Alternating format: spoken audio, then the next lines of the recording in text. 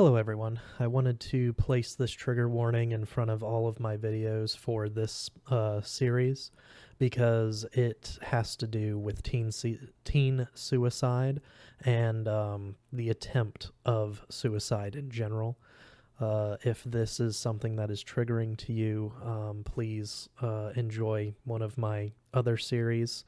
This one can get pretty heavy due to the content.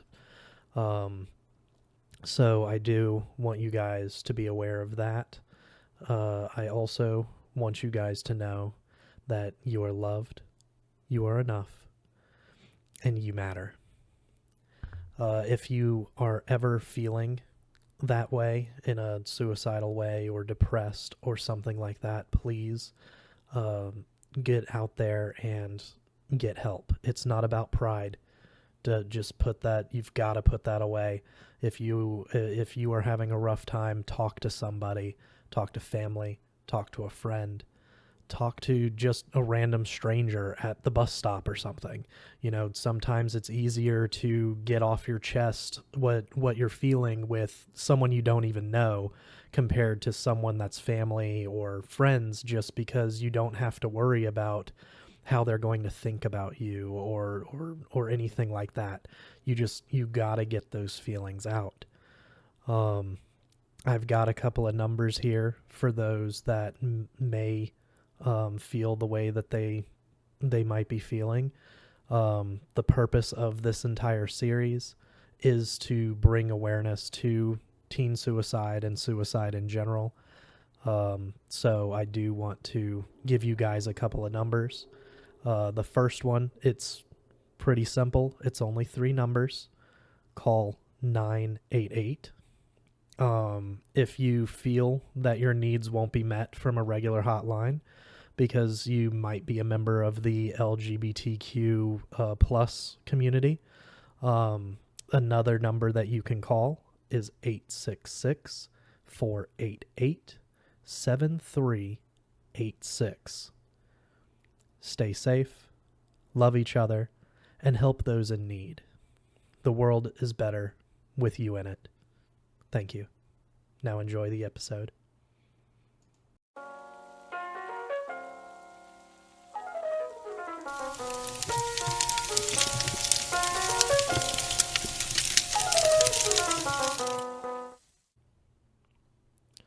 Welcome back, everyone. Today we will be reading Chapter 14.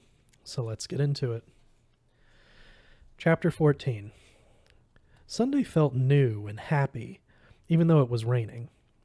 I woke up early and smelled eggs and biscuits and unhealthy bacon. Probably gravy, too. Mom was cooking. No oatmeal, no toast, no Kool-Aid glue. Hallelujah. This might be the best day since I came home. Yesterday was pretty cool, too. The movie was fun, and I ate lots of popcorn to keep from saying idiot things and upsetting Mom. It worked. She stayed calm and shiny all through eating dinner out and coming home. She even said nice stuff to Dad about how he was dressed and about the brochures he brought home from the conference. Now I was about to get a real breakfast. I couldn't get my arm and leg braces off fast enough. JB didn't even open his loud mouth until I was tugging up my shoes. Of course, when he did, he tried to ruin my morning. You haven't looked in the box yet. You need to look in that box. I went to the movies with Mom. Box. Note. I don't want to look in the box. If there's a note, I don't want to read it. Yes, you do. Do not. Frog farts. These laces aren't so springy now. Maybe Dad would change them for me, or Mom. She might not get weird about springy shoelaces since she was cooking breakfast. If she was cooking breakfast, she had to be happier. Blue laces, maybe yellow this time. New laces, shoelaces. That sort of rhymes. You're a genius. I'm a 5-year-old genius, but I'm trying harder. And sometimes I focus. Sometimes I slow down and get it right, like they taught me at Carter. And I'm eating with cheerleaders and doing my homework and wearing my braces every night. So maybe I'm 6 now, or 7. I think I'm a little older at least. Shoelaces. Not so Big Larry. Not so selfish. JB laughed while I did my best to tighten my shoelaces, even though they weren't so springy. You're still selfish. His voice changed a little, got higher pitched. You're so self-centered, I bet you think I'm mad at you. Remember that, genius? Not listening to you. That was a lie. For a second, I saw faces again. Girl faces. Yelling in girl faces. Self-centered. So self-centered. Humming to make JB shut up and keep the faces away, I grabbed my memory book, but didn't open it. Inside was the list with 2 numbers still not crossed off. If I opened the cover and flipped a few pages, I knew exactly what I'd see. 1 crossed off. 2. Did something awful, I felt guilty. 3, 4, 5, all crossed off. 6. Alana Arroyo. Ask Todd. I did something awful and felt guilty. And Alana Arroyo. Sooner or later, I had to get Todd to talk to me. Maybe you did something awful to Alana Arroyo. Maybe that's why you keep remembering her yelling at you. Maybe you did something really awful. Ask Todd. He'll stuff your teeth down your throat. The cover of my memory book was dirty. I needed to wash it. I needed a new string and a new pen. Maybe I should use one of the not-so-springy green shoelaces so they wouldn't go to waste. You're so self-centered. Did JB say that, or did I think it? I looked toward the corner of the bedroom, into the dusty shadow where JB lived. Rain blew against the window pane. I blinked, but I didn't see any sign of him, not even Sparkles. Had I ever seen Sparkles, or did I imagine those too? Shoelaces. Jersey, Mom called. Breakfast. Breakfast, I muttered. Shoelaces. Okay.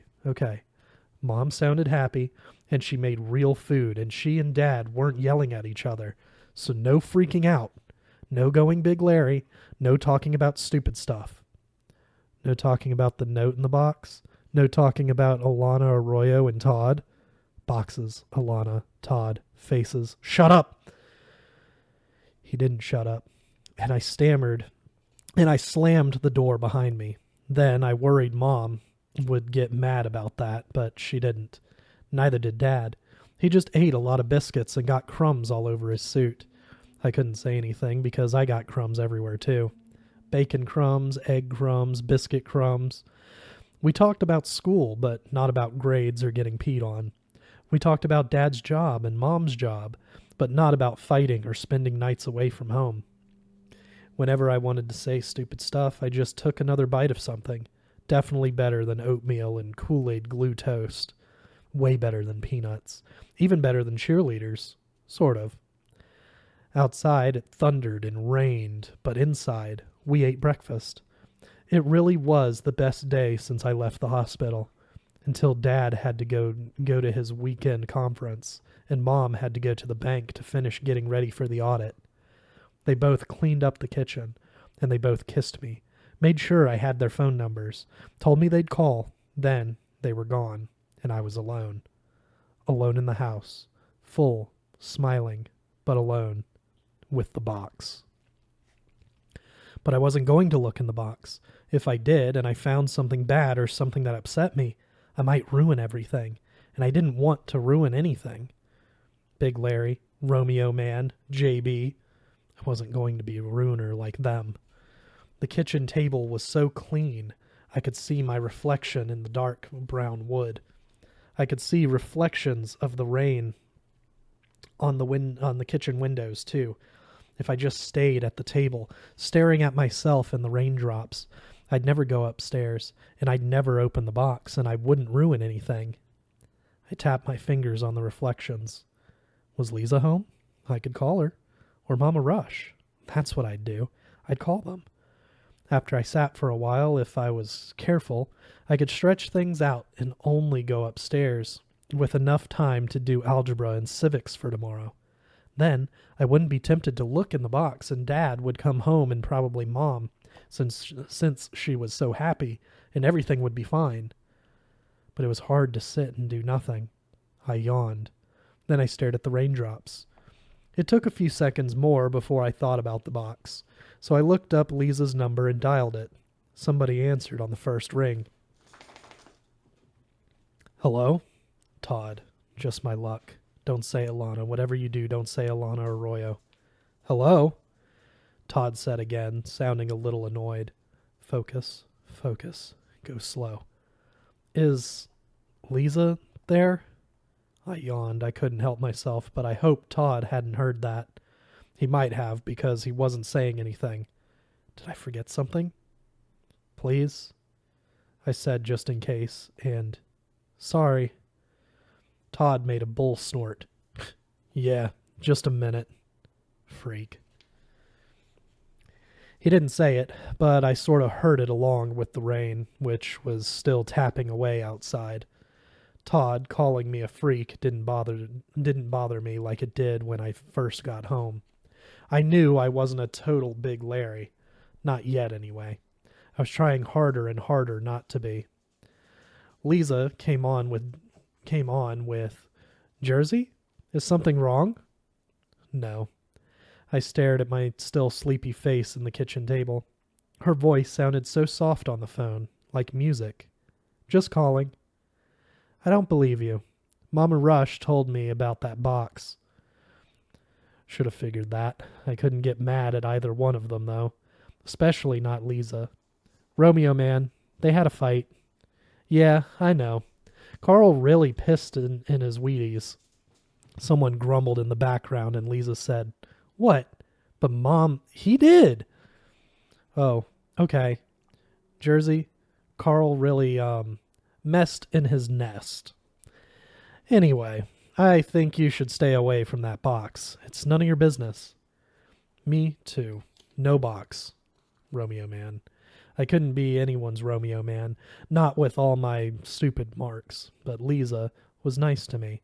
It was almost like she didn't care how I looked. My parents are gone right now. You could ask your dad about the box when he gets back, she said. But nosing through his things, that would be wrong. I couldn't smell breakfast anymore, and my stomach rumbled, and it was still raining, all gray and dark outside. How long had I been asleep on the table? No box. You want to talk? Over here? She sighed. I can't. It's Sunday, family time. Ever since well, you know. My parents have been doing this. We have to eat lunch together, and we all play stupid board games. Then go to Lake Raven for dinner. Grumbling kicked up in the background. Lisa groaned. Okay, whatever. The games aren't stupid, but I can't come over. Just a second. She put her hand over the phone. I could hear a little bit, but not much. She was asking something. Mumbled voices answering, and one loud one. Todd, I figured. Then Lisa got louder with, Why not? And my choice if I want to talk to him. The doctors and Mama Rush said, and quieter, God, forgive, ashamed. More mumbling, more loud stuff from Todd. Then Lisa came back. I'm sorry, I've got to go, but I want you to promise me, stay out of your dad's stuff. It was my turn to sigh. Okay, frog farts. The rain was getting louder. Promise me, Jersey. I promise. No opening that box. I promise. Frog farts. Do all your homework, clean up your room, and do something nice for your parents. That should keep you busy. Homework. Major frog farts. I'll talk to you tomorrow. She laughed. Hoochie mama. She hung up without saying goodbye, and the last thing I heard was her starting to yell at Todd again. I was grinning. It was nice to talk to her. I never wanted to stop, but I knew she had to play stupid board games that weren't really stupid. Wouldn't want her to mess in her nest or piss in her Wheaties. Wheaties. I turned the phone off and looked up the number for the palace. Then I turned the phone back on and dialed. No answer. I pushed the off button and put the phone down, pulled all my money out of my pocket and counted it. Not enough for a cab ride to the palace and back. I could check in with Mom and Dad. That would waste a little more time. I turned the phone back on and the low battery warning chirped. Great. The only other cordless phones were upstairs, one in my bedroom and one in my parents' bedroom. Guess it was time to do homework after all. My body felt heavy when I stood up. I'd been at the table so long it was hard to move, but I stretched and went to the downstairs bathroom. Peed without peeing on myself.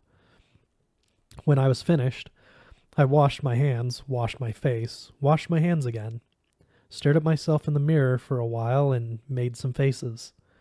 The left side of my smile still didn't work right. All of my stupid marks were still where I left them.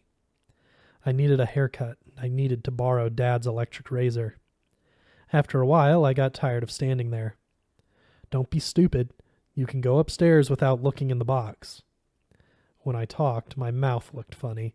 Half a mouth. Frog farts. Did Lisa really not care what I looked like? I told her I'd do my homework and clean my room and do something nice for my parents. I promised I wouldn't look in the box, so I'd go upstairs and do all that other stuff. Then one of my parents might come home and everything would be okay. I just needed a phone, really. That's the only reason I went into my parents' bedroom. The phone downstairs was dead, and I hadn't put my phone on the charger, so it was dead. And I'd finished my homework. Cleaned my room, too, but I couldn't think of anything nice to do for my parents, and I was sick of listening to JB, so I wanted to call Mama Rush. Only I didn't have a phone, so while the rain tapped on the roof, I went to get one off Dad's dresser, right across from the closet. Now I was standing there with the phone in my hand, staring at the closet. If I went into the closet, I'd see the box, so I just wouldn't walk into the closet. I'd take the phone and go back to my room. Frog farts. Simple. Take the phone, leave. Take the phone, leave. I threw the phone on the bed and cursed instead. Enough with this crap. I was sick of thinking about the box, really sick of trying not to look in it. I'd just go in the closet, look once and leave. Then I'd know. Then it would be off my mind and nothing would be ruined. But I'd promised Lisa. Lisa wouldn't have to know, would she? God, sounded just like JB. I'd been listening to him too long, which was another reason to get the box thing over with. Just a fast look, in and out. Went fast enough getting in, too. I had to climb onto the bottom shelf of a closet organizer to reach the box. Hold on with the bad hand. Reach with the good. Good boys go to heaven. Good. Good. The box moved. Ah, crap! Boxes! Boxes! Crashing. Going thud. Something hit my head. A shoe. An old checkbook bounced off my shoulder. Old paper smell. Dust. I sneezed. More thuds. Boxes. Boxes everywhere. Shoes everywhere and tax records. Check stubs, pictures, and old jewelry. I got down off the organizer with the brown box I came for, but frog farts. In and out. In and out. I was such a total big Larry with lots and lots of work to do. Box, box, box. I took the special box to my room and put it on the bed, where I could concentrate on it later. Then I went back to my parents' closet. At first, I tried to get stuff in the right boxes. After a while, I stuck stuff in whatever box was still open. I put boxes on the shelves. Other boxes fell off. Stupid. By the time I finished, I was sniffling like a big Larry baby. How would I ever get the brown box back on the shelf without knocking stuff off? But I had to try. Otherwise, my parents would know and get upset and I'd ruin everything all over again. When I got to my room and sat down on the bed next to the box, my head was hurting. My hand was hurting. My scars felt like somebody was throwing darts into them. About time, JB said. You're slow. Be quiet. I rubbed my nose with my shirt. I'm tired. Better hurry up and look and take it back. You'll be in big trouble. I promised Lisa I wouldn't look. What if... Look in the box, Jersey. Sweat broke out on the back of my neck. I shivered. My fingers drew up into a fist. I'll just take it back. Bad idea. I didn't mean to do it. You didn't mean to come upstairs? Go to your parents' room? Go into their closet, destroy stuff? Bring the box here? Look in the box? Which part? Leave me alone. You don't want to be alone. Look in the box and go put it back. My stomach growled. I needed some lunch. Or was it dinner time? The rain took away all the light. I couldn't tell. When I picked up the box, it felt sort of heavy. Why didn't I notice that before? Because of the closet disaster? Disaster. The lid felt rough under my fingers. Look in the box and go put it back. Could answers really be inside the stupid brown box? Open it. JB sounded weird and different, meaner. Open it now. I closed my eyes and pulled off the lid. When I opened my eyes, what I saw didn't make any sense. My ears started to buzz. My scars and my bad hand hurt big time. There were a lot of socks in the box, and around the sides, some pictures of me dressed for football and golf and ROTC, little-sized and worn out, like they came out of Dad's wallet. And in the middle of the socks and pictures, there was a big black thing. I kept staring at it, trying to make my brain work. Socks, pictures, socks, pictures, socks, pictures, and the black thing. Socks, pictures. A green tag had my name on it and a date, and a long number. The tag had evidence printed on it, and the police department's phone number, too. The green tag on the black thing. My good hand shook harder than my bad hand as I picked it up. So cold, so heavy. Dad's box. Dad's box full of socks and pictures and, JB whispered. You know what it is. Say it. Socks, pictures. I swallowed. And the gun. That's it for this week. We'll see you guys next week with Chapter 15.